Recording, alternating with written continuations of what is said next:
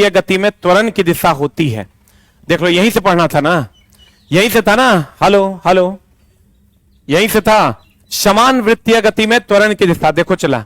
अगर कोई वृत्तीय पथ पर चल रहा है, ये क्वेश्चन इस बार बिहार दरोगा में भी था, और ये कोई वस्तु है, ये कोई वस्तु है, तो वेग की दिशा इधर होती है और अभिकेंद्र बल और अभिकेंद्र त्वरण की दिशा केंद्र की ओर होती है। वेग की दिशा स्पर्श रेखा की दिशा में, स्पर्श रेखा की दिशा में, और अभिकेंद्र त्वरण और अभिकेंद्र बल की दिशा केंद्र की ओर। अभिकेंद्र बल, अभिकेंद्र त्वरण की दिशा केंद्र की ओर। देख लो, वेग की दिशा स्पर्श रेखा की दिशा में और अभिकेंद्र त्वरण और अभिकेंद्र बल की दिशा केंद्र की ओर। देख लो, एकदम सिंपल है। आपको क्वेश्चन पूछेगा कि धागे से, अभी पूछा था, बिहार दरोगा का क्वेश्चन है, धागे से पत्थर को बांधकर घुमाते हैं, बांधकर घुमाते हैं, तो रस्सी टूट जाने पर, धागे से पत्थर को घुमाते हैं तो रस्सी टूट जाने पर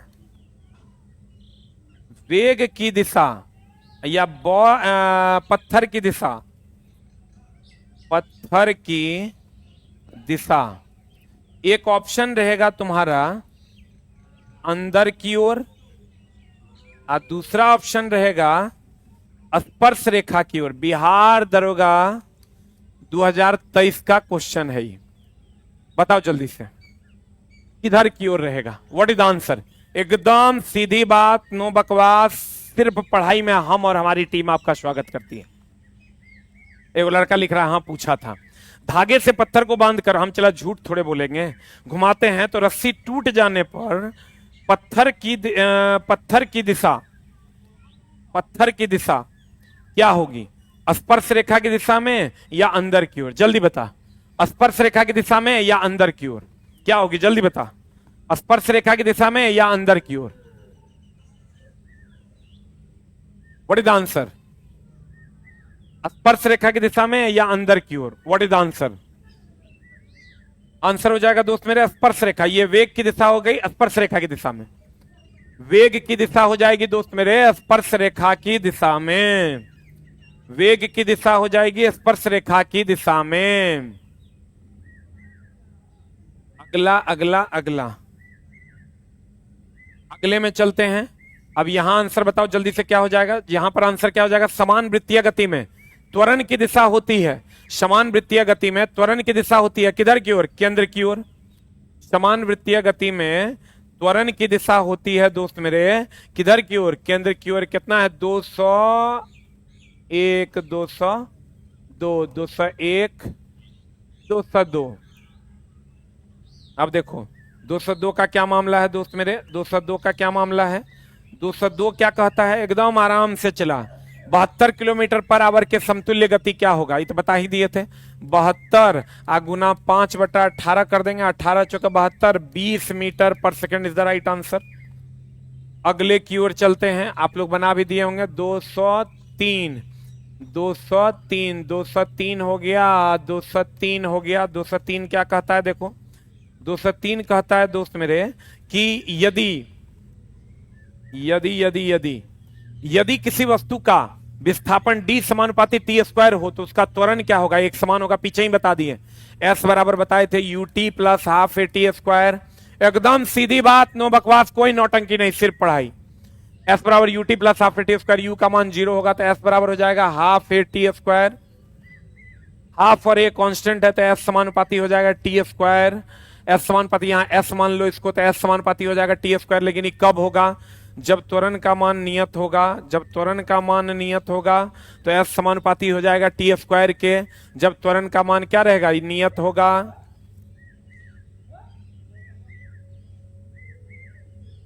हो गया? जब त्वरण का मान क्या होगा? नियत होगा। 203 के बाद हम लोग चलते हैं 204 पे। 204 पे चलते हैं दोस्त मेरे। 204 क्या कहता है यदि किसी वस्तु का डी समानुपाती टी स्क्वायर, तो उसका ये बता दिया था समय। ये तो चला क्वेश्चन हो गया था हमको लगता है। कल हम लोग 204 205 पे चलते हैं। किसी गतिशील वस्तु पे ब्रेक लगाने पर ही तो हो गया था रे दोस्त। 205 पे चलते हैं। 205 क्या कहता है, किसी वस्तु 206 ऑडोमीटर। हमको लगता है यहां से कितना नंबर तक हुआ था रे, 206 ऑडोमीटर से हमको लगता है हुआ था। हाँ, यही हम बोल के गए थे कि हम यहां से जो है आपको अलग अलग चीजें पढ़ा देंगे। ऑडोमीटर का उपयोग दूरी नापने के लिए करते हैं। ऑडोमीटर का उपयोग क्या चीज के लिए, दूरी, यहीं से हम लोगों को पढ़ना था। अल्टीमीटर का उपयोग ऊंचाई नापने के लिए। अल्टीमीटर का उपयोग ऊंचाई नापने के लिए। बैरोमीटर का उपयोग वायुमंडलीय दाब नापने के लिए। बैरोमीटर का उपयोग वायुमंडलीय दाब नापने के लिए। बैरोमीटर का उपयोग वायुमंडलीय दाब नापने के लिए। देख लो, बैरोमीटर का उपयोग अल्टीमीटर का उपयोग ऊंचाई नापने के लिए। बैरोमीटर का उपयोग वायुमंडलीय दाब नापने के लिए। वायुमंडलीय दाब नापने के लिए। अल्टीमीटर का उपयोग ऊंचाई नापने के लिए। बैरोमीटर का उपयोग वायुमंडलीय दाब नापने के लिए।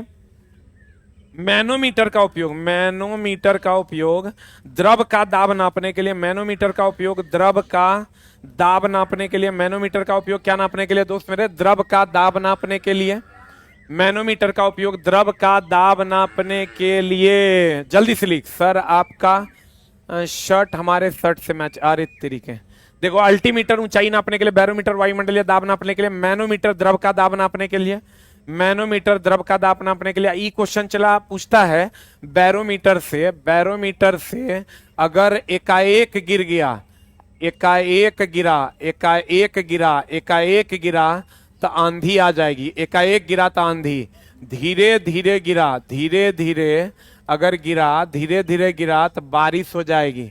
धीरे धीरे गिरा तो बारिश हो जाएगी। धीरे धीरे गिरा तो क्या हो जाएगा, बारिश हो जाएगा। धीरे धीरे गिरा तो क्या हो जाएगा दोस्त मेरे, बारिश हो जाएगा। और धीरे धीरे ऊपर चढ़ा, धीरे धीरे अगर ऊपर चढ़ा, धीरे धीरे अगर ऊपर चढ़ा, धीरे धीरे ऊपर चढ़ा तो मौसम साफ हो जाएगा। एकदम चला, यहां से क्वेश्चन पूछता है। देख लो, एकाएक गिरा तो आंधी आएगा। धीरे धीरे गिरा तो बारिश होगा। और धीरे धीरे ऊपर चढ़ा तो मौसम साफ हो जाएगा। ये आप पढ़े भी होंगे, यहां से क्वेश्चन आता है। एकाएक गिर गया तो आंधी तूफान। धीरे धीरे गिरा तो बारिश। धीरे धीरे ऊपर चढ़ा तो मौसम साफ। धीरे धीरे ऊपर चढ़ा तो मौसम साफ हो जाएगा। अल्टीमीटर ऊंचाई के लिए। बैरोमीटर वायुमंडलीय दाब के लिए। मैनोमीटर द्रव का दाब के लिए। ऑडोमीटर का उपयोग क्या मापने के लिए किया जाता है, दूरी मापने के लिए किया जाता है। ऑडोमीटर का उपयोग क्या चीज के लिए किया जाता है, दूरी नापने के लिए किया जाता है। हो गया? हाँ भाई, ये सब पीडीएफ में मिल जाएगा। अच्छा चला, अगर आप कहिएगा तो हम 1600 क्वेश्चन, 1600 प्लस क्वेश्चन सेलेक्टेड आपको दे देंगे प्रैक्टिस के लिए। 1600 क्वेश्चन सेलेक्टेड आपको दे देंगे पीडीएफ प्रैक्टिस के लिए। हम ही नहीं कहते हैं कि उसी से क्वेश्चन आएगा, लेकिन दोस्त मेरे क्वेश्चन की संख्या जो है, जो आपका सिलेबस है, अगर आप कहिएगा तो हम आपको उपलब्ध करवा देंगे 1600 क्वेश्चन। अगर आप चाहते हैं तो एक बार 8 टाइप कीजिए। 1600 क्वेश्चन हम आपको उपलब्ध करवा देंगे प्रैक्टिस के लिए, जो आपका सिलेबस दिया है उसी के हिसाब से। हम ही नहीं कहते कि सब अगर फंस जाएगा, लेकिन तुरंत प्रैक्टिस के लिए आप अगर चाहते हैं तो वो एकदम फ्री ऑफ कॉस्ट रहेगा, कोई भी लेके कर सकता है। खाली प्रिंट निकाल लीजिए। समान वृत्तीय गति में त्वरण की दिशा होती है, अभी तुरंत बताए थे, त्वरण की दिशा होती है केंद्र की ओर। समान वृत्तीय गति में त्वरण की दिशा किधर की ओर होती है, केंद्र की ओर। बल की दिशा भी केंद्र की ओर। वेग की दिशा स्पर्श रेखा की दिशा में, अभी तुरंत पढ़ाए। 207 के बाद आते हैं हम लोग 208 में। अरे यार, कितना नंबर तक था, 208 तो हो गया था, 209 नहीं, 208 वेग समय ग्राफ, 206 हो गया ओडोमीटर, 207 समान वृत्तीय गति में, 208 विस्थापन समय ग्राफ से हमें क्या प्राप्त होता है, ये तो बना ही देगा। कल बताएं विस्थापन समय ग्राफ से हमें क्या प्राप्त होता है। हम बताए थे दोस्त मेरे कि वेग बराबर होता है विस्थापन बटा समय। वेग बराबर होता है विस्थापन बटा समय। तो विस्थापन समय ग्राफ से चला, वेग का मान प्राप्त होता है, चाल का नहीं। दूरी बटा समय जो है वो चाल देता है। विस्थापन बटा समय वेग देता है, दूरी बटा समय चाल देता है, और वेग बटा समय जो है ये त्वरण देता है। वेग बटा समय त्वरण देता है। देख लो, विस्थापन बटा समय वेग देता है, दूरी बटा समय चाल देता है, वेग बटा समय त्वरण देता है। वेग और समय का जो ग्राफ है वो त्वरण का मान देगा। कल बताए थे विस्थापन और समय का ग्राफ वेग का मान देगा, दूरी और समय का ग्राफ चाल का मान देगा। जल्दी लिख। कल बताए थे विस्थापन और समय का ग्राफ वेग का मान देगा, वेग और समय का ग्राफ त्वरण का मान देगा, दूरी और समय का ग्राफ चाल का मान देगा। ये 208 के बाद चलते हैं दोस्त मेरे 209 पर। 209 क्या कहता है? 209 कहता है वेग समय ग्राफ से हमें प्राप्त होता है विस्थापन, वेग समय ग्राफ से हमें प्राप्त होता है विस्थापन और त्वरण। क्योंकि वेग समय ग्राफ जो है वो त्वरण का मान देता है, लेकिन उसका जो क्षेत्रफल होता है वो विस्थापन का मान देता है। वेग समय ग्राफ का जो क्षेत्रफल होता है, वेग समय ग्राफ का जो क्षेत्रफल होता है, वेग समय ग्राफ का जो क्षेत्रफल होता है, वेग समय ग्राफ का जो क्षेत्रफल होता है वो विस्थापन का मान देगा। वेग समय ग्राफ का जो क्षेत्रफल होता है वो किसका मान देगा? विस्थापन का। वेग समय ग्राफ का जो क्षेत्रफल होता है वो विस्थापन का मान देता है। अब वेग समय ग्राफ त्वरण का मान तो देवे करेगा। 209 के बाद हम लोग चलते हैं 210 में। 210 में बताओ चला ई क्वेश्चन यहां से बता दो जल्दी से क्या हो जाएगा आंसर। दाब का सही मात्रक हम बोले थे, दाब नहीं चला, प्रतिबल का देख लो, प्रतिबल का, दाब का, प्रत्यास्थता गुणांक का, प्रत्यास्थता गुणांक का, इस सब का सही मात्रक होता है न्यूटन बटा मीटर स्क्वायर, या इसी को हम लोग पास्कल कहते हैं। न्यूटन बटा मीटर स्क्वायर या पास्कल कहते हैं। जल्दी बताओ। कहते हैं प्रतिबल, प्रतिबल, दाब, प्रत्यास्थता गुणांक, इस सब का यूनिट होता है न्यूटन बटा मीटर स्क्वायर या पास्कल। न्यूटन बटा मीटर स्क्वायर या पास्कल। प्रतिबल, दाब, प्रत्यास्थता गुणांक, न्यूटन बटा मीटर स्क्वायर या पास्कल। प्रतिबल, दाब, प्रत्यास्थता गुणांक, इसका मात्रक होता है दोस्त मेरे, इसका मात्रक होता है न्यूटन बटा मीटर स्क्वायर या पास्कल, या पास्कल। एकदम चला ही पूछेगा दाब सदिश राशि है कि अदिश राशि है? दाब पूछेगा दोस्त मेरे तो कहेंगे अदिश राशि है। दाब की बात करेगा तो कहेंगे अदिश राशि। प्रतिबल, दाब, प्रत्यास्थता गुणांक, न्यूटन बटा मीटर स्क्वायर, या इसी को हम लोग पास्कल कहते हैं। और दाब एक अदिश राशि है। जल्दी लिख, दाब कौन राशि है दोस्त मेरे? अदिश राशि है। दाब कौन राशि है? अदिश राशि है। ये आपके सिलेबस में दिया हुआ है दोस्त मेरे, दाब एक अदिश राशि है। अगला 210 के बाद आते हैं दोस्त मेरे 211 में। 211 क्या कहता है? 211 कहता है दोस्त मेरे, दो वस्तुओं के बीच गुरुत्वाकर्षण बल निर्भर नहीं करता है ब्रह्मांड में उनकी स्थिति पर। देखो गुरुत्वाकर्षण बल जो है वो निर्भर करता है, F बराबर होता है G m1 m2 बटा आर स्क्वायर। गुरुत्वाकर्षण बल जो है, ये गुरुत्वाकर्षण बल की अगर हम बात करें, ये गुरुत्वाकर्षण बल है F, यह प्रत्येक वस्तु पर लगता है, ब्रह्मांड के प्रत्येक वस्तु पर सबसे कमजोर बल है, सबसे कमजोर बल है, सबसे कमजोर बल है, ये प्रत्येक वस्तु पर लगता है, सबसे कमजोर बल है। F बराबर G m1 m2 बटा आर स्क्वायर, प्रत्येक वस्तु पर लगता है, सबसे कमजोर बल है, सबसे कमजोर बल है। दो वस्तुओं के बीच गुरुत्वाकर्षण बल निर्भर नहीं करता है ब्रह्मांड में, उसकी स्थिति पर निर्भर नहीं करता है। ये G पर निर्भर करता है, M द्रव्यमान पर निर्भर करता है, R दूरी पर निर्भर करता है। G है सार्वत्रिक गुरुत्वाकर्षण नियतांक, सार्वत्रिक गुरुत्वाकर्षण, सार्वत्रिक गुरुत्वाकर्षण नियतांक, सार्वत्रिक गुरुत्वाकर्षण नियतांक। और m1 m2 जो है, m1 m2 जो है ये क्या है? द्रव्यमान है। m1 m2 जो है ये द्रव्यमान है। और r की अगर हम बात करें, r की अगर हम बात करें तो ये दूरी है। m1 m2 द्रव्यमान है और r क्या है? दूरी है। हमने दोस्त क्या कहा? हम पे भी ध्यान दीजिए, हम सीतामढ़ी से बोल रहे हैं। जी जनाब, एकदम बोल रहे होंगे, लेकिन हमारा देखो एक बात लेकिन है, पीडीएफ तो हम दे देंगे, लेकिन ये जो कहोगे कि ओकरे से फंसा के ओकरे से नहीं फंसा, ये बात के कोई गारंटी नहीं है।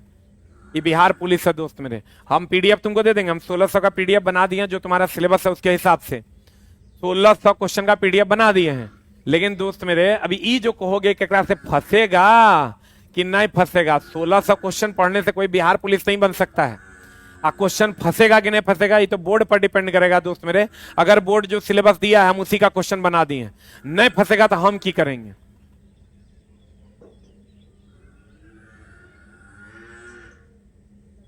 अगर नहीं फंसेगा तो इसमें मेरी कोई गलती नहीं होगी, तब बोलोगे तो देंगे, नहीं तो नहीं देंगे, नहीं तो नहीं देंगे।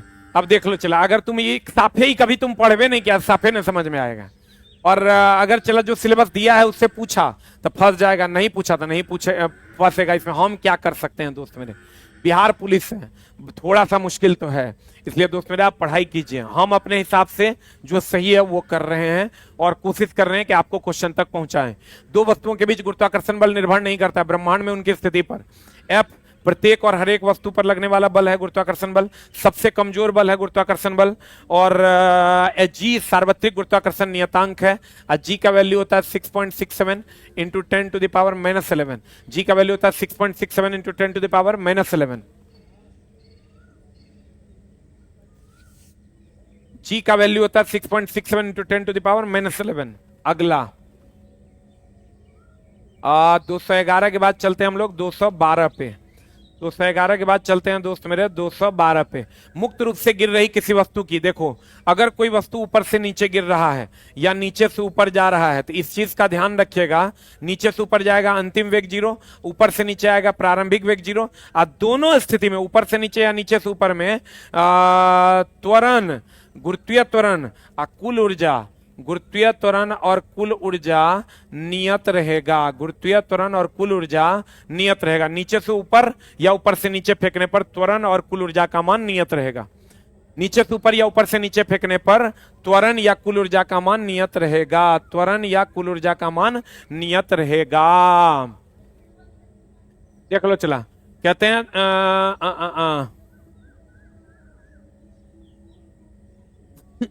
जल्दी बताओ। कहते हैं, देख लो बढ़िया से, नीचे से ऊपर या ऊपर से नीचे फेंकने पर त्वरण और कुल ऊर्जा नियत रहेगा। नीचे से ऊपर या ऊपर से नीचे फेंकने पर त्वरण और कुल ऊर्जा का मान नियत रहेगा। मुक्त रूप से गिर रही किसी वस्तु के गति का उदाहरण है समान त्वरित गति। मुक्त रूप से गिर रही किसी वस्तु का जो उदाहरण है, त्वरण समान होगा और कुल ऊर्जा समान होगा। वेरी वेरी इंपॉर्टेंट, त्वरण समान होगा और कुल ऊर्जा समान होगा।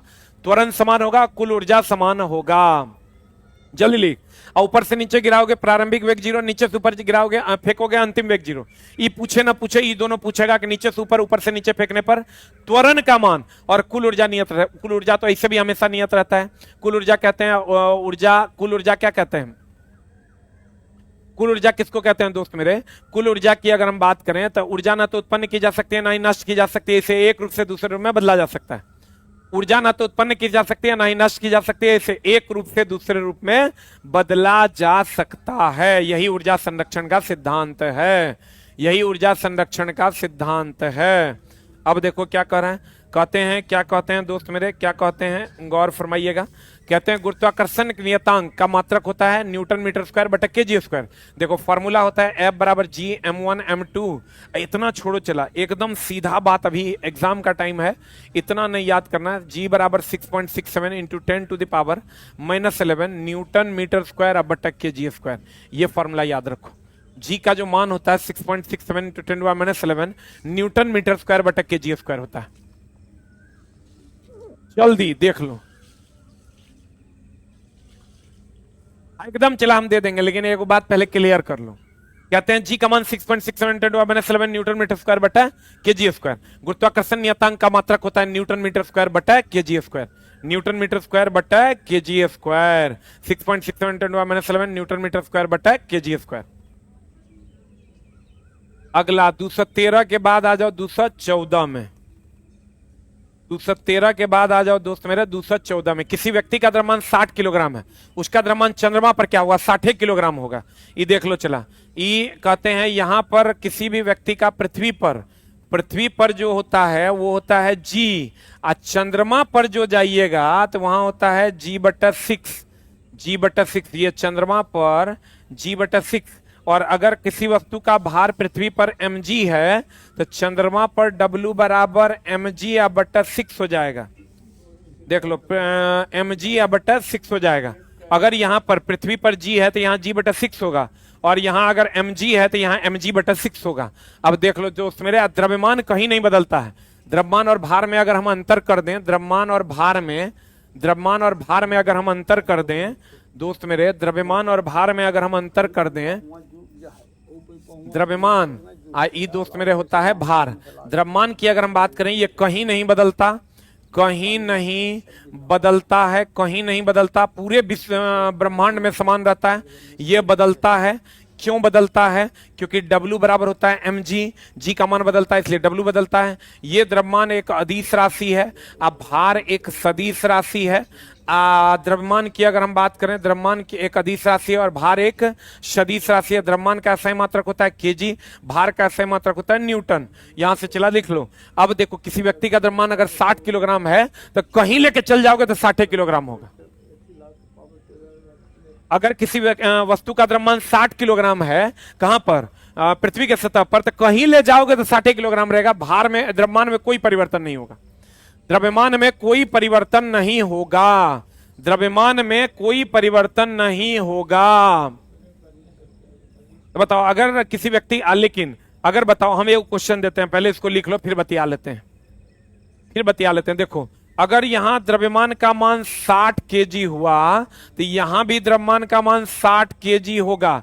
लेकिन अगर यहां भार का मान 600 न्यूटन हुआ तो यहां पर भार का मान कितना हो जाएगा? यहां 600 न्यूटन हुआ, यहां अगर 600 न्यूटन हुआ तो mg हुआ 600, यहां mg बटा 6 हो जाएगा, यानी 600 बटा 6 हो जाएगा, यानी 100 न्यूटन हो जाएगा।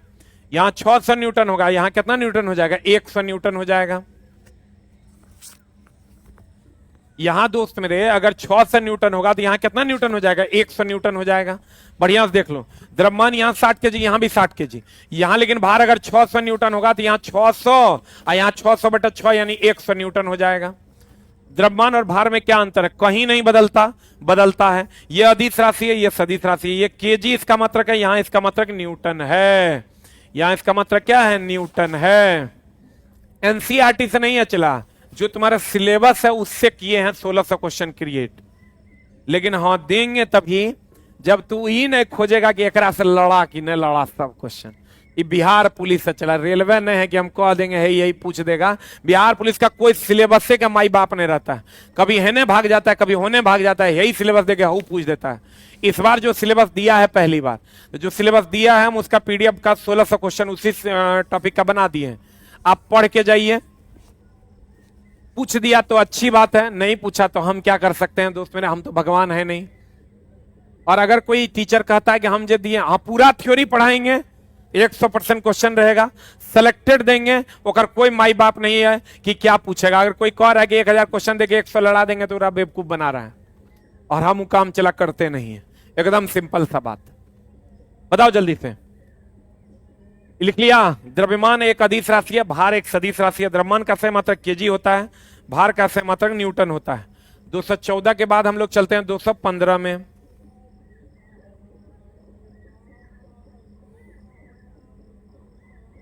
कितना में? 15 में। 215 क्या कहता है? किसी पिंड का भार पृथ्वी पर 36 किलोग्राम भार है, चंद्रमा पर उसका भार कितना होगा? ये चला, थोड़ा सा यहाँ मिस्टेक है, क्योंकि बुक में ही मिस्टेक होगा। यहां अगर किसी वस्तु का भार 36 न्यूटन है, भार है, तो चंद्रमा पर उसका भार कितना होगा? यहां हो जाएगा 6 न्यूटन, क्योंकि 36 बटा 6 हो जाएगा। 36 बटा 6, 6 के 36, 36 बटा 6 तो 6 के 36।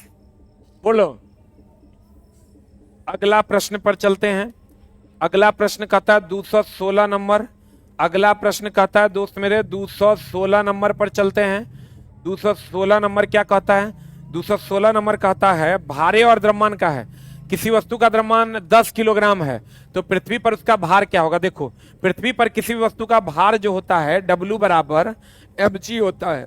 m दे दिया तुमको 10 किलोग्राम, m दे दिया 10 किलोग्राम, और g का मान तुमको पता है 9.8 होता है, तो 9.8 से गुना कर दो, पॉइंट उड़ेगा, ये हो जाएगा 9.98 Newton is the right answer.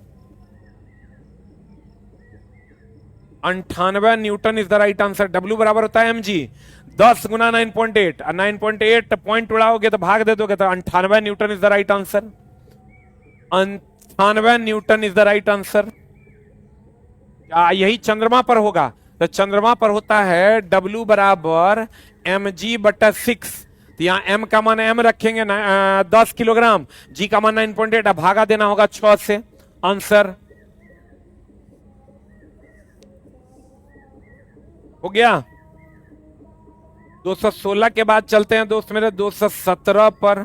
217 पर आप 217 पर जब चलेंगे तो क्या करेंगे बताओ। कोई कण की त्रिज्या r एक वृत्ताकार पथ पर गमन कर रहा है, अर्धवृत्त पूरा करने के पश्चात इसका विस्थापन देखो। विस्थापन अगर निकालना है ना तो प्रारंभिक बिंदु पे कलम रखना है, अंतिम बिंदु को सीधे मिला देना है, विस्थापन निकल जाएगा। कोई कण त्रिज्या r के वृत्ताकार पथ पर गमन कर रहा है, अर्धवृत्त पूरा करने के पश्चात विस्थापन का मान कितना होगा। ये अर्धवृत्त पूरा कर दिया, यहां से चला और करा अर्धवृत्त पूरा किया, तो अर्धवृत्त त्रिज्या r के वृत्ताकार पथ पर चल रहा है, अर्धवृत्त पूरा करने के पश्चात यहां से यहां अर्धवृत्त पूरा करेगा तो विस्थापन निकालना है दोस्त मेरे। तो विस्थापन निकालने के लिए प्रारंभिक बिंदु पे कलम रखो, अंतिम बिंदु को मिला दो, यही विस्थापन हो जाएगा। और ये विस्थापन हो जाएगा दोस्त मेरे। तो विस्थापन बताओ, r त्रिज्या है, r त्रिज्या है तो ये r हो जाएगा, ये r हो जाएगा, ये r हो जाएगा 2r, ये r क्या हो जाएगा 2r हो जाएगा आंसर। r क्या हो जाएगा दोस्त मेरे 2r is the right answer. r कितना हो जाएगा 2r is the right answer. अतः कोई कण त्रिज्या r के वृत्ताकार पथ पर गमन कर रहा, अर्धवृत्त पूरा करने के पश्चात इसका विस्थापन 2r हो जाएगा। इसको ठीक कर लो दोस्त मेरे, ये हो जाएगा 2r। ये अर्धवृत्त पूरा करेगा ना यहां से, अब पूरा पूर्ण वृत्त होगा। अगर पूर्ण वृत्त हुआ तब विस्थापन अगर कहेगा तो जहां से चला था वहीं पहुंच जाएगा, तो विस्थापन का मान हो जाएगा 0। विस्थापन का मान हो जाएगा 0। पूर्ण वृत्त पर विस्थापन 0 हो जाएगा, अर्धवृत्त पर विस्थापन 2r, अब पूर्ण वृत्त पर विस्थापन का मान 0 हो जाएगा। अगला चलते हैं दोस्त मेरे 217 के बाद 218 पर चलते हैं। 218 क्या कहता है, एक पिंड का वेग u है, से ऊर्ध्वाधर ऊपर की ओर फेंका जाता है, इसके ऊपर उठने का अधिकतम ऊंचाई h है, h का मान u²/2g होगा। ये चला डायरेक्ट याद रखो तुम। कहता है जो अगर कोई पिंड ऊपर की ओर फेंका जाता है तो तुम सीधा याद रखो h का मान u²/2g होगा। h का मान एकदम एक एक्सप्लेनेशन में नहीं जाना है, h का मान u²/2g होगा। 218 के बाद हम लोग सीधे चलते हैं 219 पर। 219 क्या कहता है दोस्त मेरे, कहता है बल का SI मात्रक, सबको पता है न्यूटन है। बल के बारे में कुछ चीज जान लो, चूंकि तुम्हारा सिलेबस में दिया हुआ है। SI मात्रक न्यूटन है, इसका CGS मात्रक जो है वो डाइन है, और ये एक अदिश राशि है, ये एक अदिश राशि है। और बल बल बल की अगर हम बात करें, SI मात्रक न्यूटन है, इसका CGS मात्रक डाइन है। बल एक अदिश राशि है, और बल बल बल बल बल बल बल बल बल बल बल की अगर हम बात करें, ये अकेले नहीं होता है। बल जब भी होगा जोड़े में होगा, बल अकेले नहीं होता, बल अकेले कभी नहीं होता। क्रिया का बल होगा तो प्रतिक्रिया का बल होबे करेगा। जल्दी लिख, चला इतना ना फास्ट कमेंट से कि हम पढ़ नहीं पा रहे हैं। बल का SI मात्रक न्यूटन, एक न्यूटन बराबर 10⁵ डाइन होता है। 1 न्यूटन बराबर 10⁵ डाइन होता है। जल्दी से लिख लो। चला न्यूमेरिकल की बात, हम न्यूमेरिकल पढ़ा कर रहे हैं, एगो छोटा मोटा है, एक आध गो mg से गुना करने वाला हम पढ़ा रहे हैं, ऐसा थोड़ा न्यूमेरिकल तुमको दोस्त पढ़ा रहे हैं। ये चला तुम्हारा सिलेबस जो दिया है ना बिहार पुलिस, वही पढ़ा रहे हैं तोरा। बताओ जल्दी से। कहते हैं बल का SI मात्रक न्यूटन, CGS मात्रक डाइन, अदिश राशि है, अकेले नहीं होता है। बल कभी अकेले नहीं होता, क्रिया का बल होगा तो प्रतिक्रिया का बल होवे करेगा, और क्रिया और प्रतिक्रिया दोनों अलग अलग वस्तु पर होगा। हमारा गाल पर क्रिया होगा तो हमारे हाथ पर प्रतिक्रिया होगा, हमारे गाल पर क्रिया होगा तो हमारे हाथ पर प्रतिक्रिया होगा। 219 के बाद चलते हैं दोस्त मेरे 220 पर। 220 पर चलते हैं। 220 नंबर क्या कहता है, कहता है गति का दूसरा नियम किससे संबंधित है। गति का दूसरा नियम संवेग से संबंधित है, और गति का दूसरा नियम कहता है क्रिया के बराबर तथा विपरीत प्रतिक्रिया होता है। इसीलिए तो हम लोग कहते हैं कि रॉकेट का उड़ना, ये पूछेगा चला वहां भी आए, रॉकेट का उड़ना ये संवेग संरक्षण पर आधारित है, ये संवेग संरक्षण के सिद्धांत पर आधारित है, संवेग संरक्षण का सिद्धांत पर आधारित है। ये पहला ऑप्शन हो जाएगा। इसका दूसरा ऑप्शन होगा न्यूटन के गति का तीसरा नियम, न्यूटन के गति का तीसरा नियम, न्यूटन के गति का तीसरा नियम, ये आपका सेकंड ऑप्शन होगा। न्यूटन के गति का तीसरा नियम, ये आपका सेकंड ऑप्शन होगा। देख लो, रॉकेट का उड़ना संवेग संरक्षण का सिद्धांत, ये पहला नियम होगा। न्यूटन के गति का तीसरा नियम, ये दूसरा आंसर हो जाएगा इसका। रॉकेट का उड़ना का पहला आंसर होगा संवेग संरक्षण का सिद्धांत, और ये अगर नहीं होगा, ये अगर नहीं होगा तो न्यूटन के गति का तीसरा नियम आंसर होगा। बल एक सदिश राशि है, बल एक सदिश राशि है। देख लो चला, रॉकेट का उड़ना वेरी वेरी इंपॉर्टेंट, संवेग संरक्षण का सिद्धांत। ई अगर नहीं देगा तब आंसर मारना, सेकंड ऑप्शन मारिएगा न्यूटन के गति का तीसरा नियम। जल्दी से लिख लो, जल्दी से लिख लो। गति का दूसरा नियम किससे संबंधित है? संवेग से संबंधित है।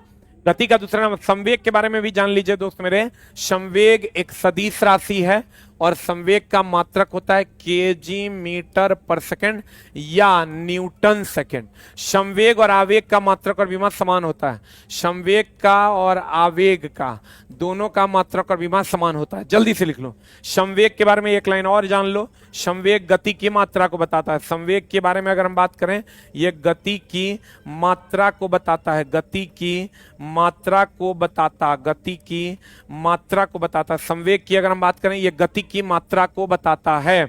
संवेग की अगर हम बात करें, यह गति की मात्रा को बताता है। संवेग एक सदिश राशि है, केजी मीटर पर सेकंड, न्यूटन सेकंड। रॉकेट का उड़ना संवेग संरक्षण का सिद्धांत है। न्यूटन के गति का तीसरा नियम है। न्यूटन के गति का कैवा नियम है? तीसरा नियम है। जल्दी लिख।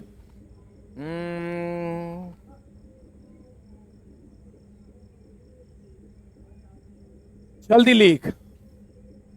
अच्छा, बल पीछे अदिश लिखा दिए हैं, कोई बात नहीं, बल सदिश राशि है। हो सकता है चला मिस से लिखा गया होगा। बल एक सदिश राशि है। बल की चला निश्चित दिशा होती है, ठीक कर लीजिएगा। पीछे अगर हम लिखाएं तो उसको ठीक कीजिए। बल एक सदिश राशि है। देख लो चला, इतना से क्वेश्चन पूछेगा। रॉकेट का उड़ना, रॉकेट का उड़ना संवेग संरक्षण का सिद्धांत, ई नहीं रहेगा, न्यूटन का तीसरा नियम। संवेग एक सदिश राशि, केजी मीटर पर सेकंड। संवेग गति की मात्रा को बताता है। 220 के बाद चलते हैं हम लोग 221 नंबर पे। 221 नंबर पर चलते हैं। संवेग का सही मात्रा कभी तुरंत बता दिया, केजी मीटर पर सेकंड। इस पर हम लोग टाइम ना देते हुए 222 पर चलते हैं। 222 पर चलते हैं। 222 पर चलते हैं। 222 कहता है गति के कुल कितने नियम है? 3 है। प्रथम नियम, दूसरा नियम और तीसरा नियम। गति के कुल कितने नियम है? 3। गति के कुल कितने नियम है? तो भैया ये नियम, गति का कुल नियम दिया था न्यूटन ने, और इन्होंने अपनी किताब जो है प्रिंसिपिया में अपने नियमों का वखान किया था। प्रिंसिपिया में अपने नियमों का वखान किया था। गति के कुल नियमों की संख्या, गति के कुल नियमों की संख्या 3 है। इसको न्यूटन ने दिया था और ये अपनी किताब में लिखे थे। किताब का नाम था प्रिंसिपिया। किताब का नाम था प्रिंसिपिया। गति के कुल कितने नियम थे? 3। न्यूटन ने लिखा था। इसके किताब का नाम था प्रिंसिपिया। इसके किताब का नाम क्या था? प्रिंसिपिया। इसके किताब का नाम क्या था दोस्त मेरे? प्रिंसिपिया। इसके किताब का नाम क्या था? प्रिंसिपिया। न्यूटन साहब के किताब का नाम था प्रिंसिपिया। गति के कुल कितने नियम थे? 3। 223 के बाद चलते हैं 224, 222, 223 पर। यहां से भी चला क्वेश्चन खूब पूछता है। बंदूक, बंदूक देखो, न्यूटन का तीसरा नियम क्या कहता है? तीसरा नियम कहता है क्रिया के बराबर तथा विपरीत प्रतिक्रिया।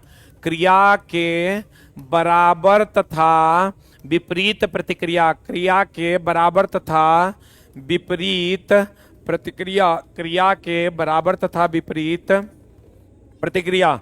क्रिया के बराबर तथा विपरीत जो होता है वो प्रतिक्रिया होता है। अब देखो, बंदूक का प्रतिक्षेपण प्रक्रिया गति किस नियम पर आधारित है? बताओ। ये बंदूक दोस्त मेरे चलेगा, ये बंदूक चलेगा, ये आपको पूछ सकता है। क्योंकि बंदूक आपको चलाना है तो एक्शन आगे होगा, रिएक्शन पीछे होगा। प्रत्येक क्रिया के बराबर तथा विपरीत प्रतिक्रिया होता है। ये न्यूटन के गति का तीसरा नियम है। मेरे साइंस की धड़कन है इसके झातर। वाह, थोड़ा बहुत तारीफ तो मेरा कर ही लिया करो दोस्त। इतना भी गंदे नहीं है हम कि मेरा तुम तारीफ ना कर सको। देख लो, क्रिया के कहता है बंदूक के प्रक्षेपण प्रक्रिया की गति किस नियम? प्रक्षेपण मतलब पीछे हटने की गति। तृतीय नियम, क्रिया के बराबर तथा विपरीत प्रतिक्रिया होगा। इधर आगे की ओर क्रिया होगा, पीछे की ओर प्रतिक्रिया होगा। आगे की ओर क्रिया होगा, पीछे की ओर क्या होगा? प्रतिक्रिया होगा। आंसर बता दो जल्दी से, क्या होगा? What is the answer? क्या हो जाएगा? जल्दी से बता दो। What is the answer? तृतीय नियम हो जाएगा। अगला चलते हैं 224 नंबर पे। 224 नंबर पे, 224 नंबर पे चलते हैं दोस्त मेरे। 224 नंबर देखिए क्या कहता है। 224 नंबर कहता है किसी वस्तु पर कुल बल शून्य लगने पर उसका संरक्षित रहता है संवेग। अगर बाह्य बल नहीं लगेगा तो संवेग संरक्षित रहेगा। यही संवेग संरक्षण का सिद्धांत है। अगर किसी वस्तु पर कोई बाह्य बल न लगे तो वो संवेग उसका क्या रहता है? संरक्षित रहता है। यह संवेग संरक्षण का सिद्धांत है। 224 के बाद चलते हैं दोस्त मेरे 225 पर। 225 देखो क्या कहता है, 225 कहता है संवेग, 100 बार बोले संवेग बराबर होता है द्रव्यमान, द्रव्यमान गुना वेग। और जो तुमको पूछ सकता है आवेग, आवेग बराबर होता है बल गुना समय। और सबसे ज्यादा जो पूछता है पावर, P बराबर होता है v² r, P बराबर होता है I² r, और P बराबर होता है VI। V for voltage, I for current, R for resistance. आयोग होता है ओम का नियम, V बराबर IR। यहां से क्वेश्चन रहेगा, इसको हम लोग ओम का नियम कहते हैं, इसको हम लोग ओम का नियम कहते हैं, ओम का नियम कहते हैं। और अगर पूछेगा तो दाब बराबर पूछेगा, दाब बराबर होता है बल बल बल बल बटा क्षेत्रफल, बल बटा क्षेत्रफल। दाब बराबर होता है बल बटा क्षेत्रफल। दाब बराबर क्या होता है दोस्त मेरे, बल बटा क्षेत्रफल। V बराबर IR किसका नियम है, ओम का नियम है। V बराबर किसका नियम है, आवेग, आवेग बराबर बल बटा समय। P बराबर v² r, I² r, VI। V बराबर IR ओम का नियम है। दाब बराबर होता है बल बटा क्षेत्रफल, दाब बराबर होता है बल बटा क्षेत्रफल। बल बराबर होता है द्रव्यमान, द्रव्यमान गुना त्वरण। यहां से चला इतना सवाल तुमको पूछा जा सकता है, इसको नोट कर लीजिए, इसको जल्दी से नोट कर लीजिए, जल्दी से इसको नोट कर लो, जल्दी से इसको क्या कर लो, नोट कर लो दोस्त मेरे, जल्दी से इसको नोट कर लो। आवेग बराबर बल गुना समय, P बराबर v² r, I² r, VI। V बराबर IR ओम का नियम है। दाब बराबर बल बटा क्षेत्रफल, बल बराबर द्रव्यमान गुना क्या हो जाएगा, त्वरण। बल बराबर द्रव्यमान गुना त्वरण। जल्दी, या तो ये पूछेगा, या तो ये पूछेगा, या तो ये, या तो ये, या तो ये, या तो ये, इतना से बाहर नहीं जाएगा। हो गया।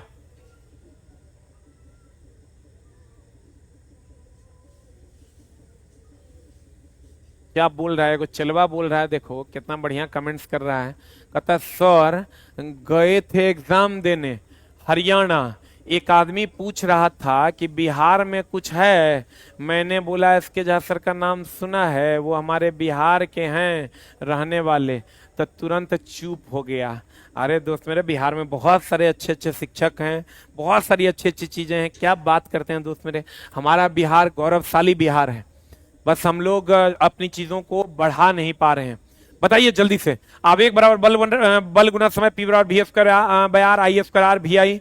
V बराबर IR ओम का नियम। दाब बराबर बल बटा क्षेत्रफल, बल बराबर द्रव्यमान गुना त्वरण। इसका क्वेश्चन यहां से पूछेगा। 220 के बाद चलते हैं दोस्त मेरे, 225 के बाद हम लोग चलते हैं 226 नंबर पॉइंट पे। और 226 नंबर पॉइंट क्या कहता है दोस्त मेरे, गौर फरमाइएगा। कहते हैं किसी विलग, विलग मतलब अलग, निकाय में संरक्षित क्या रहता है, कुछ पूछ देना मारना संवेग। कहेगा क्या संरक्षित रहता है, संवेग संरक्षित रहता है, संवेग संरक्षित रहता है। 227 चलते हैं। घर्षण बल हमेशा गति के उल्टी दिशा में लगता है। देखो घर्षण बल का जो जो क्वेश्चन पूछेगा, घर्षण बल सबसे ज्यादा होता है स्थैतिक घर्षण, उससे कम होता है गतिज या सर्पी घर्षण, और उससे कम होता है लौटेनिक घर्षण। लौटेनिक घर्षण, घर्षण बल को कम किया जा सकता है, इसको हम लोग क्षयकारी बल कहते हैं, क्षयकारी बल कहते हैं। इसको कम किया जा सकता है, कम करते हैं, कम करते हैं किसके द्वारा, स्नेहक के द्वारा, स्नेहक के द्वारा। और स्नेहक में तुमको जो पूछेगा दोस्त मेरे ग्रेफाइट, ग्रेफाइट जो है, ग्रेफाइट के बारे में दो चीजें पूछेगा, एक तो ये स्नेहक है और दूसरा ये पेंसिल में होता है। एक तो ये स्नेहक है और दूसरा ये पेंसिल में होता है। ग्रेफाइट यह सबसे ज्यादा स्थैतिक घर्षण, उससे कम गति, उससे कम लौटेनिक घर्षण, क्षयकारी बल है, कम करते हैं स्नेहक के द्वारा। ग्रेफाइट स्नेहक भी है और पेंसिल में पाया जाता है। स्नेहक के द्वारा हम लोग घर्षण को क्या करते हैं, कम करते हैं। स्नेहक के द्वारा घर्षण को क्या करते हैं दोस्त मेरे, कम करते हैं। स्नेहक के द्वारा घर्षण को हम लोग क्या करते हैं दोस्त मेरे, कम करते हैं। जल्दी लिख, जल्दी लिख। घर्षण बल हमेशा गति के विपरीत दिशा में लगता है, गति के उल्टा दिशा में लगता है। रोलर, रोलर को खींचने की अपेक्षा लुढ़काना आसान है, क्योंकि रोलर में लौटेनिक घर्षण होता है। क्वेश्चन पूछेगा, कहेगा रोलर को खींचने की अपेक्षा लुढ़काएंगे तो क्या होगा, लुढ़काएंगे तो लौटेनिक घर्षण होगा। घर्षण एक प्रकार का विरोध है, घर्षण की बात करोगे ना दोस्त मेरे, घर्षण एक प्रकार का क्या है, विरोध है। तो कहते हैं विरोध सबसे कम होता है लौटेनिक घर्षण में, इसीलिए रोलर को खींचने की अपेक्षा लुढ़काना आसान है। तो क्वेश्चन कभी कभी पूछ देता है, यह क्षयकारी बल है, कम करते हैं स्नेहक के द्वारा। स्नेहक में ग्रेफाइट, ग्रेफाइट स्नेहक का काम करता है, और पेंसिल में ग्रेफाइट पाया जाता है। पेंसिल में क्या पाया जाता है दोस्त मेरे, ग्रेफाइट पाया जाता है। पेंसिल में क्या पाया जाता है, ग्रेफाइट पाया जाता है। कम करते हैं, थोड़ा हैंडराइटिंग दोस्त मेरे गड़बड़ है, कम करते हैं किसके द्वारा? स्नेहक के द्वारा। कम करते हैं किसके द्वारा? स्नेहक के द्वारा। सबसे ज्यादा स्थैतिक, उससे कम गतिज, उससे कम लौटेनिक। कम करते हैं स्नेहक के द्वारा। ग्रेफाइट, ग्रेफाइट की अगर हम बात करें, ग्रेफाइट स्नेहक के रूप में, और पेंसिल में ग्रेफाइट पाया जाता है। 227 के बाद चलते हैं दोस्त मेरे 228 पर। बता दो जल्दी से आंसर क्या हो जाएगा? 228। 1 न्यूटन, एक बल बराबर होता है द्रव्यमान आ गुना त्वरण। तो न्यूटन बोले तो 1 न्यूटन, आप बोले तो 1 केजी आ गुना 1 मीटर पर सेकेंड स्क्वायर। 1 केजी आ गुना 1 मीटर पर सेकेंड स्क्वायर। 1 केजी बराबर 1 न्यूटन, 1 न्यूटन बराबर 1 केजी या गुना 1 मीटर पर सेकंड स्क्वायर। यानी न्यूटन जो है केजी मीटर पर सेकंड स्क्वायर के बराबर होगा। अब बल चला सदिश राशि। 228 के बाद चलते हैं 229 पर। बताओ दो आंसर क्या हो जाएगा? What is the answer? एक वस्तु पर बल लगाने से उसकी डैश बदल जाती है, गति बदल जाएगी। बल लगाने से उसकी गति बदल जाएगी। अब बल नहीं लगाएंगे तो एक समान गति में रहेगा। अगर मान लो हम जा रहे हैं, हमारे ऊपर कोई ऑटो ने धक्का मारता है तो हम एक समान गति में जाएंगे। देख लो, बल बल बल बल बल बल, देख लो। कहते हैं बल नहीं लगाने पर बल का मान 0 होगा। ये हमेशा ध्यान रखिएगा, एक समान गति होगा, एक समान गति होगा, एक समान गति होगा, और त्वरण का मान 0 होगा। ये चला कभी कभी पूछ देता है, बल का मान 0 है, इसका मतलब एक समान गति होगा, त्वरण का मान 0 होगा। लेकिन अगर बल लगा दिया, जैसे हमारा ऊपर बल लगा देगा तो मेरी गति बदल जाएगी ना। अगर बल का मान 0 नहीं होगा तो गति का मान बदल जाएगा। ये क्वेश्चन चला पूछता है, बल का मान 0 है, इसका मतलब एक समान गति से जाएगा, एक समान गति से जाएगा तो वेग में परिवर्तन नहीं होगा, अर्थात त्वरण का मान 0 होगा। क्या लिख रहा है प्रियंका, प्रियांशु कुमार? ऊपर करना। लिखता है सेट में, सेट मारने पर सब आपका पढ़ाया हुआ आ रहा है सर। दोस्त मेरे, पढ़ाया हुआ आ रहा है मतलब जो सिलेबस दिया वही हम पढ़ा रहे हैं और वही सेट में भी डाल रहे हैं। अब बिहार पुलिस का पूछने वाला सेटर साफे पागल हो जाएगा तो हम कुछ नहीं कर सकते। बहुत अच्छा लगता है आपसे पढ़ने पर। एकदम सिंपल देखो, बल अगर हम पर लग रहा है, बल का मान 0 है, एक मतलब हम एक समान वेग से जाएंगे, एक समान वेग से जा रहे हैं, मतलब वेग में परिवर्तन होगा तो त्वरण होता है, वेग में परिवर्तन नहीं हो रहा है, इसका मतलब त्वरण का मान 0 है। अगला 229 के बाद चलते हैं हम लोग 230 पर। बता दो जल्दी से आंसर क्या हो जाएगा? What is the answer? जड़त्व गुण किससे संबंधित है? जड़त्व का गुण संबंधित है, अरे बाप रे बाप, गलत है। चला, जड़त्व का गुण द्रव्यमान से संबंधित है। जड़त्व का गुण द्रव्यमान से संबंधित है। अगर कोई वस्तु अस्थिर है तो अस्थिर रहना चाहता है, गति में है तो गति में रहना चाहता है, यही गुण जड़त्व है। जड़त्व क्या कहता है? अवस्था परिवर्तन का विरोध करेगा। अगर कोई वस्तु, ही पूछता है चला, अवस्था परिवर्तन का विरोध ही जड़त्व है। अगर कोई वस्तु अस्थिर है तो अस्थिर रहना चाहता है, गति में है तो गति में रहना चाहता है, यही गुण जड़त्व कहलाता है। अगर कोई वस्तु अस्थिर है तो अस्थिर रहना चाहता है,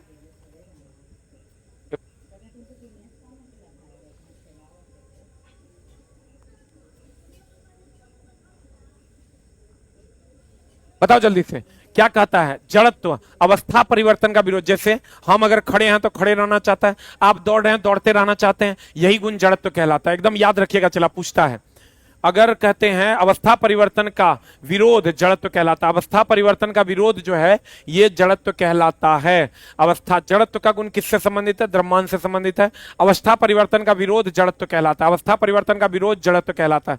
अवस्था परिवर्तन का विरोध क्या कहलाता है दोस्त मेरे? जड़त्व कहलाता है। चलते हैं हम लोग 231 नंबर प्रश्न पर। 231 क्या कहता है? संतुलित बल वस्तु में क्या परिवर्तन लाता है? यहां से चला, दो प्रकार का बल होता है, एक संतुलित बल, एक असंतुलित बल, और यहां से हम लोग कार्रवाई करेंगे आगे अगली कक्षा में। तब तक एक क्वेश्चन के साथ हम आपको छोड़े चलते हैं। दाब सदिश राशि है आकि अदिश राशि? हम चला बार बार कह रहे हैं, बिहार पुलिस में क्वेश्चन क्या सेट होगा अगर कोई माई बाप नहीं है। आपका जो सिलेबस दिया उसको हम कंप्लीट कवर अप कर रहे हैं, उसी से रिलेटेड 1600 क्वेश्चन भी बना दिए। लेकिन ऐसा नहीं है कि उस 1600 क्वेश्चन से सब क्वेश्चन लड़ जाएगा, फंस जाएगा। जो सिलेबस दिया उसके हिसाब से 1600 क्वेश्चन दिया हम प्रैक्टिस के लिए। अगर कोई टीचर कहता कि हम 1000 क्वेश्चन देके 2000 क्वेश्चन देके तोरा लड़वा के बिहार पुलिस बना देंगे तो बेवकूफ बनाता है, और हम वो काम चला करते नहीं है। नहीं तो 11 साल से बिना बोर्ड लगाए कोचिंग चल रहा है मेरा पटना में। एक को मास्टर तरह मिलेगा पूरा पटना में, जगह बोर्ड नहीं होगा, नाम है एसके झा, और जब तक जिंदा रहेंगे तब तक बोर्ड नहीं लगाएंगे। पूरे पटना में इकलौता टीचर मिलेंगे चला जिसका बोर्ड नहीं है, जब तक जिएंगे तब तक नहीं लगाएंगे। और कभी झूठ नहीं बोलते हैं बच्चा से कि आप ये टेस्ट दे दो तो आपका रिजल्ट हो जाएगा, वो टेस्ट दे दो तो आपका रिजल्ट हो जाएगा। रिजल्ट आपका तब होगा जब आप अच्छे से पढ़िएगा। हाँ, हमारा भी कुछ योगदान आप में जरूर होगा। और टीचर रिजल्ट नहीं दिलवाता है कि हमने इतना रिजल्ट दे दिया, कोई टीचर रिजल्ट नहीं दिलवाता। बच्चा मेहनत करता है, उसका रिजल्ट होता है। टीचर सिर्फ और सिर्फ एक रास्ता दिखाते हैं। Thank you very much, love you all, नमस्कार। मिलते हैं हम लोग कल फिर से 6:15